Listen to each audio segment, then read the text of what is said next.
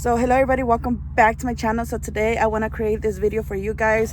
Happy New Year's. I know I haven't been posting for a while, but like you guys may know, I'm always very busy driving, training and all of that, so I hardly have time. It's very hard to make that, room to make videos. But right now I'm getting ready to pick up a load. I'm like an hour away from there, so I'm gonna go ahead and bring you with me. I'm gonna try to make this video a day in my life, how it goes and how it works, in case you're interested in becoming a trucker and you wanna know what is a gig, what's everything about. Then I'll go ahead and bring you along. Right now, I actually stopped last night at a rest area, so obviously I'm gonna shower tonight when I get to a terminal. That's my goal for today, or a truck stop, whatever's. But I'm still, since I'm picking up, I don't want to look like a hot mess, so I'm trying to look normal. And I just used this mousse right here. It's really good, and it's level 8, which is pretty good. It freezes up my hair and it doesn't move, which is lovely because I don't like my hair moving anywhere. I don't like my hair going anywhere. Now I'm gonna brush my teeth, wash my face real quick right here. I don't like washing my face and brushing my teeth like inside the sinks over there. I feel like they're kind of nasty, but so I have this cup right here, and I always have 2 gallons of water like this, regular tap water. I always get it at a terminal anywhere where I go. And I also get it at truck stops, so I could have some to brush my teeth. And like I said, I don't like brushing my teeth inside the rest areas. I don't know. It just doesn't feel right to me, and I prefer having it journal.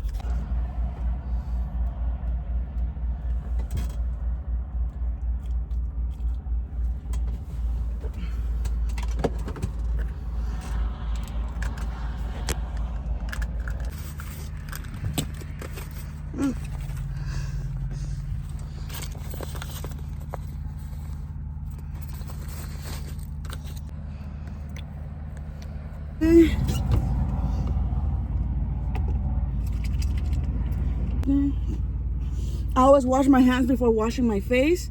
Now I'm gonna use this product right here. It's La Roche-Posay or something like that. And I'm grabbing some. I'm gonna add more water. So I get this.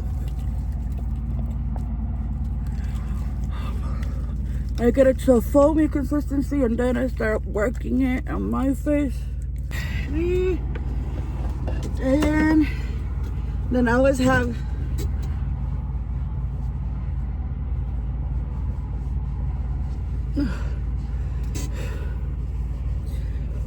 a towel to clean my face after I wash it. Okay, and this is how I look after I wash my face real nice with that. So this is a really nice rest area I stayed on last night. I'm gonna go ahead and bring you guys along so you could see how rest areas look. Some are cleaner than others, but this one is all right. And I'm gonna go ahead and show you so you guys have an idea how rest areas look and all of that. This one is very big and spacious, and everything has a lot of parking space if you're ever running late. This is how this rest area looks. Has a mirror. So I'm gonna start cleaning the reefer.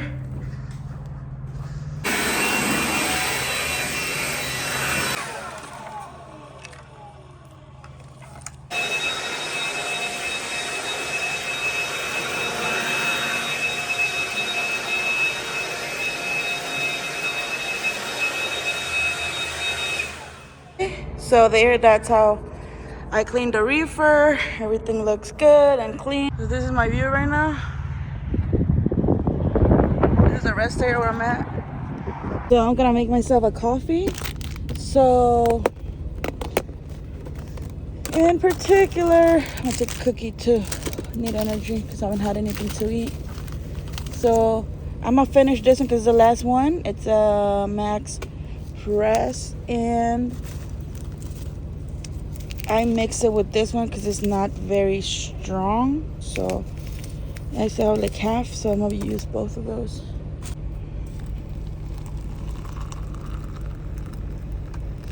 I'm gonna leave some room for leche right here and stop right there. I have my bar because I'm not gonna eat anything right now until I'm done picking up, and this right here. So now I'm ready to start my day. I'm gonna go ahead and start my pre-trip. I still have to put my shoes on, but that's about it, and maybe put things together a little over here. But I'm gonna go ahead and start my pre-trip so I could start rolling. So I have my camera right here, my dash cam. So I'm just gonna plug it, connect it so that it starts recording anything. This is my Garmin right here. So I'm gonna go ahead and start my pre-trip, and it's already been 10 hours and 29 minutes in sleeper berth, but you always want to make sure to double check. So right here, this is how my my clock is looking. I got my 11 hours back. If I did not do a full 10-hour reset, my 11-hour clock and my on-duty time would be at whatever time I left it yesterday. So it is important to take your full 10-hour reset and make sure you did, so that you can check that you have all your hours back. Obviously your 70 won't change because these are your weekly hours, so therefore your 70-hour clock just keeps going down as you drive, as you do stuff on duty and all of that. And so, but right now I'm gonna go ahead and put myself on duty. For that, I could either go right here and where it says update duty status, but I'll go from the shortcut that the zoner has, which is right here. I'm gonna go ahead and put pre-trip, and I'm gonna start like so. Okay, there it goes. My pre-trip started, so my on-duty clock started to move. I'm gonna do a pre-trip for like 15 to 20 minutes, and meanwhile I'm gonna start doing my walk around in my truck. I'm gonna go ahead and turn all of the lights on all the way right there, and then you'll see all the headlights and the trailer lights. I don't necessarily need the high beams. And on my gauges, everything looks good. I have diesel, def, oil looks good. It's the RPM gauge, speedometer, primary, secondary gauges, and my water temperature level. There's that. I have started my pre-trip. I'm gonna go ahead and press. Freightliners have this little check mark right here, which I press all the time because this helps me see if the brake lights on the trailer are working, or the rear lights or the reverse lights on the truck are working. So, and the high beam. So it is important that you press this one right here so you can see all your lights in function and that they're working properly. You don't want to get pulled over for that. And I'm gonna go ahead and put my shoes real quick.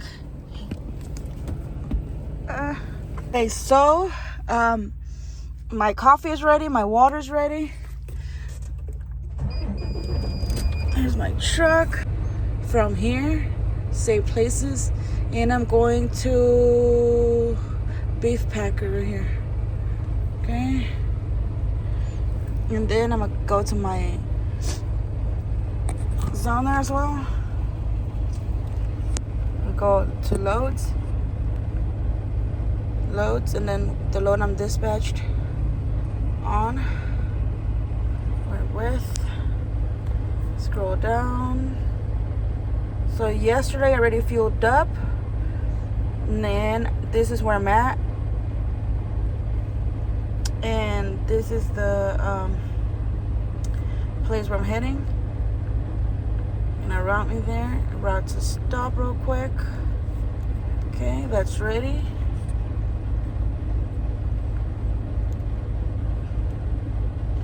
And I'm gonna go ahead and put myself in yarn moves.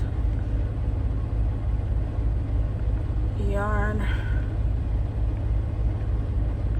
Then I'm gonna go back to my zoner and see my I put my clock off duty when I finished my pre-trip, but I went to the bathroom, so I went ahead and turned it off, and I made my coffee, so I didn't want my clock to be running for no reason. So I stopped it, but as you could see, my 14-hour clock still continues to run.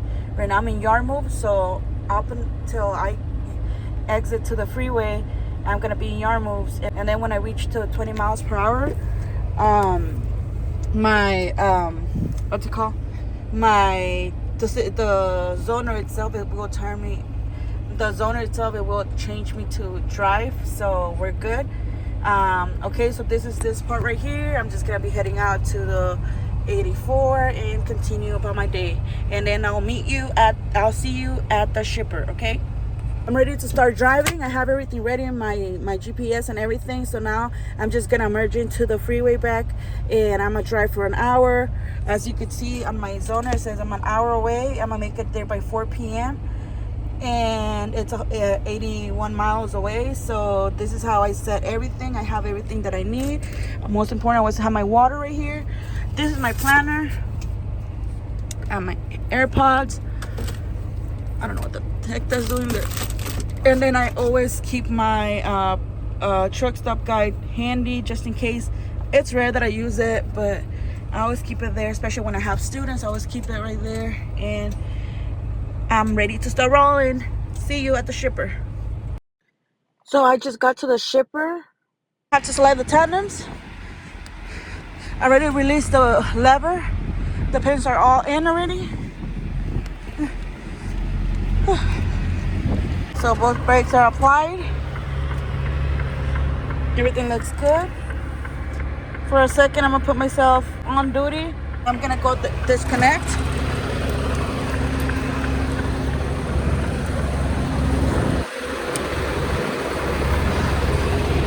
Make sure both valves are applied.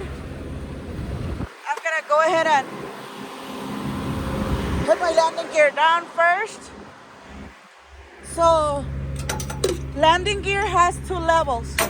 That's level 1, level 2. I'm gonna use level 2 because level 1 you're supposed to use it when the trailer is heavy and loaded, and you need to put the landing gear up, and if it's on level 2, it's biting too much, so it's hard to put it up.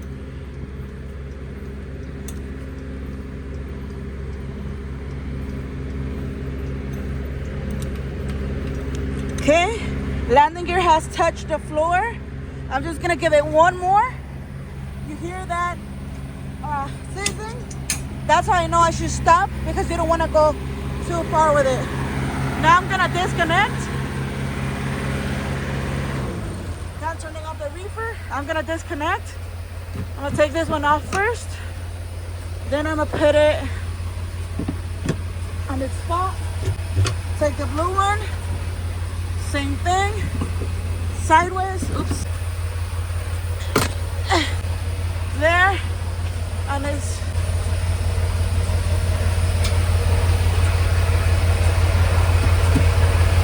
right there.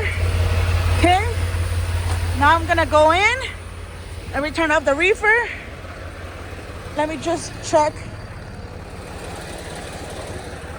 Yeah, but it looks good. Okay. Now real quick, I'm gonna go ahead and drag the trailer. So okay, so both brakes have to be applied. The truck has to be neutral. Now I'm gonna drop the trailer right here. Press and hold. Okay. When I press the button to drop the trailer, now you see this up here. If it's red, that means you're good to go. If you see that this is yellow, then it means that either you released it too soon, and you would press this to go back, and then you would press it again, but mine is already released, and then you would see red right here. But if you see yellow, you always want to make sure you start over And sometimes if you forgot to disconnect the airlines, or you didn't put the landing gear all the way on the ground and it touched it, then sometimes you're gonna see a blue screen that says make sure airlines are disconnected, or landing gear down, make sure disconnect the airlines and landing gears down, or something like that. Yard moves. Okay, I had to change my status to yard moves because when you're at shipper, because you don't want to be using your drive time inside a facility. You could take an additional 10, 15, 20 minutes while you're driving, so while you leave yourself on drive. So you don't want that. You want to use your drive time when you're actually on the road driving and all of that. So you have extra time, to make it wherever you want to make it to. If there's an emergency, stop traffic and stuff, or stuff like that, you still have drive time.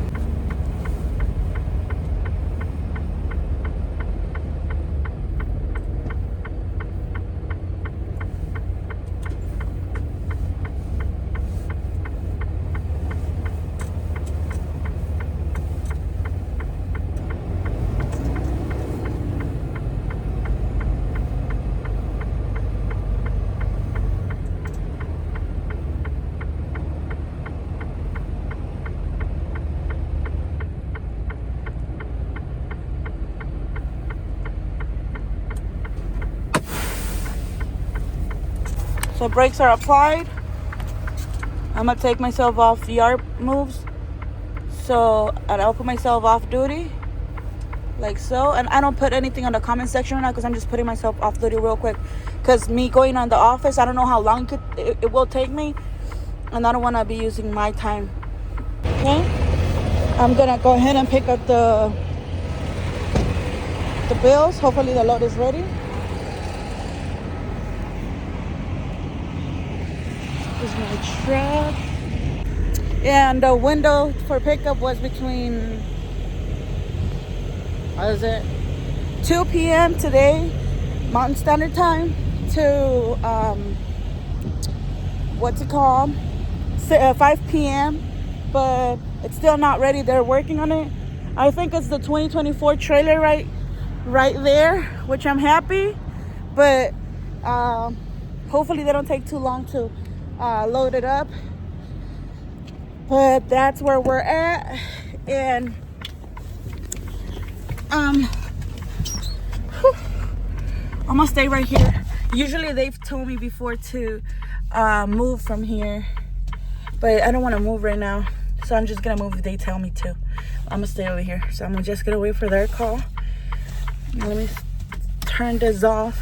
But basically this is a normal pickup. So for the check-in, some places when you're doing your check-in, they do everything at the guard shack. Right here in this shipper right here, they have an actual receiving office. So depending where you go, you always, when you're checking in, they either give you instructions on, like, for example, slide your tandems, you're going to door whatever, basically what they want you to do.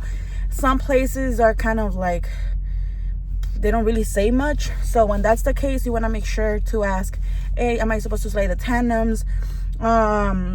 It's my first time here, for example. Can I do you have a map, or can you give me some pointers where to go, where I'm supposed to be heading, and stuff like that. Some places are pretty easy. It's pretty much like a square building and everything is where it's supposed to be, pretty easy. But there's some shippers that are kind of like a little more confusing, where you have to go around to find a shipper or the receiving offices, and stuff like that. But you always want to make sure to ask, am I supposed to slide the tandems? If you're making a delivery, for example, you're supposed to ask, am I supposed to break the seals, like tandems open doors, or do they open it from the inside? Usually, more specifically for refrigerated loads. So a lot of the times, for dry loads, sometimes they come out and they break the seal for you, or they break the seal at the guard shack.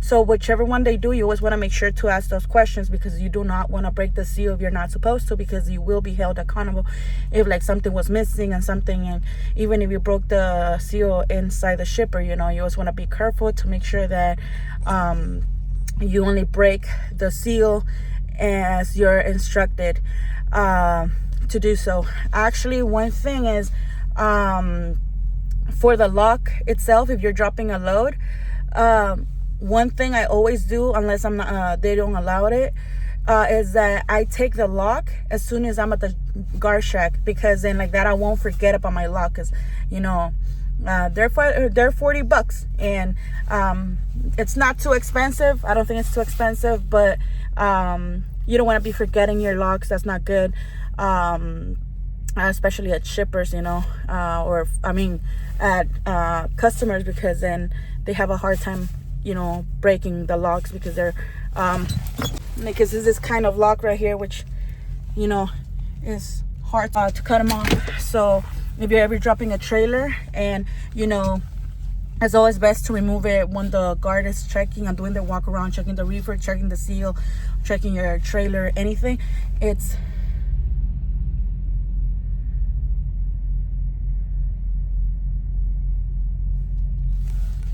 let me show you guys. So I'm thinking that baby's my trailer. I'm gonna be taking a 2024, which I'm super excited. I want to flip it over. I think I'm gonna be taking the 2024. I'm gonna wait for their call right now. I'm so excited. If that's not my trailer, I'll be fucked. Because I don't see any other reefers right here. Yeah, I don't see other Swift reefers, but I'm gonna be so excited. I think that's my trailer. I'm excited. So I have 2 stops for this load. The one in Modesto, California, and the other one is in Merced, Merced, California. So this is the bills. The guard shack and we both have to sign them, because it's a beef load, so it's kind of delicate and it has to be signed, everything. And so that is that.